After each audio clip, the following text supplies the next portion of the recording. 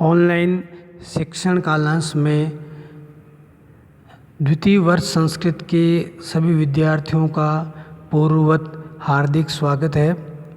इस कालांश में हम अभिज्ञान शाकुंतलम के महत्वपूर्ण श्लोकों का अध्ययन करेंगे। श्लोक संख्या 5 इस प्रकार हैं।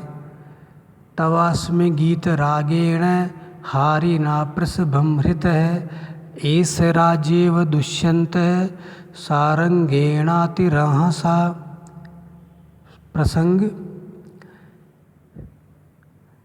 इस श्लोक में नटी के मनोहर गीत से सूत्रधार के प्रभावित होने एवं तेज गति वाले हरिण के द्वारा दुष्यंत के दूर चले जाने का वर्णन है।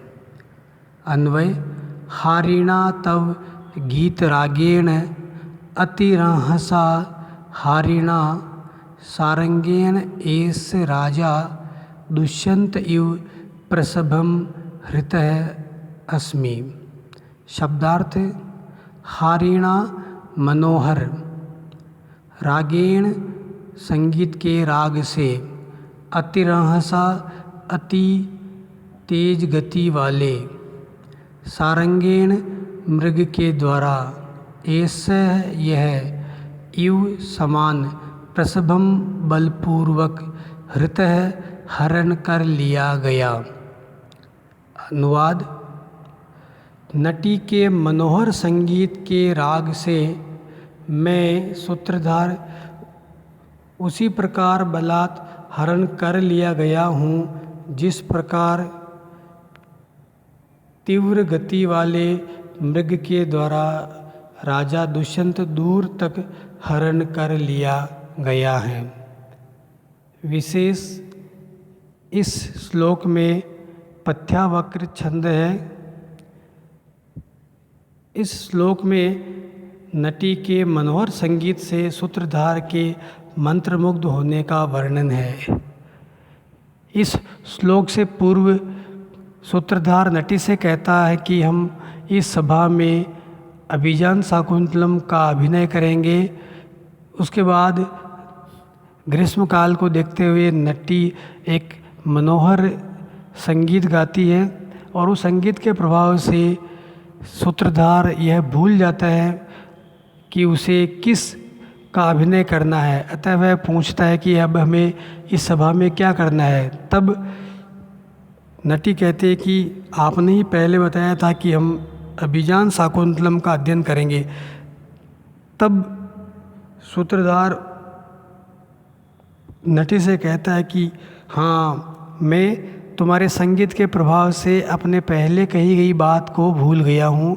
मेरा मन तुम्हारे संगीत से उसी प्रकार हरण कर लिया गया है जिस प्रकार तेज दौड़ते हुए हरिण के द्वारा राजा दुष्यंत भी दूर तक वन में खींचे गए हैं। अगला श्लोक इस प्रकार है।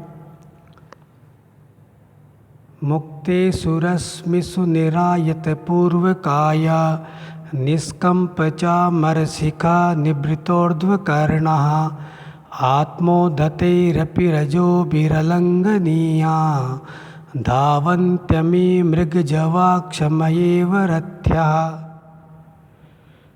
प्रसंग। इस श्लोक में सारथी राजा दुष्यंत से अश्वों के तेज दौड़ने के समय की स्वाभाविक चेष्टाओं का वर्णन कर रहा है। अन्वय। रश्मिषु मुक्तेषु निरायत पूर्वकायाः निष्कंप चामरशिखाः निवृतोर्ध्वकर्णाः आत्मोद्धतैरजोभिः अपि अलंघनीया अमिरथ्याः मृगजवाक्षमया इव धावन्ति। शब्दार्थ।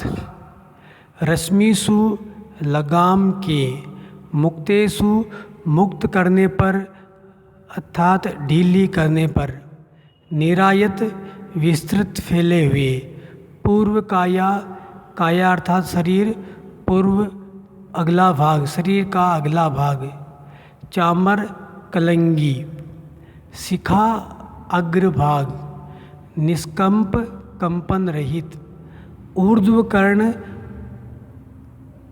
कान खड़े हुए अर्थात ऊर्ध्व है, निभृत निश्चल, आत्मना स्वयं के द्वारा, उद्धत उड़ाई गई उठाई गई, रजोभी रज अर्थात धूल से, अलंघनीय जिसका उल्लंघन नहीं कर सकते हैं अर्थात पार नहीं कर पा सकते हैं, अमी ये रथ्या रथ के अश्व,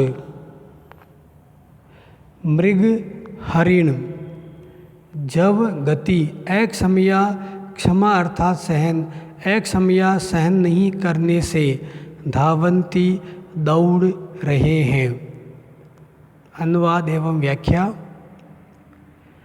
मृग का पीछा करते हुए समतल भूमि आने पर सारथी अश्वों की लगाम ढीली छोड़ देता है।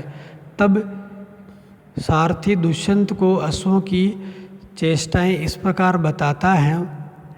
अश्वों की लगाम ढीली कर देने पर अश्वों के शरीर का आगे का भाग विस्तृत अर्थात फैल गया है।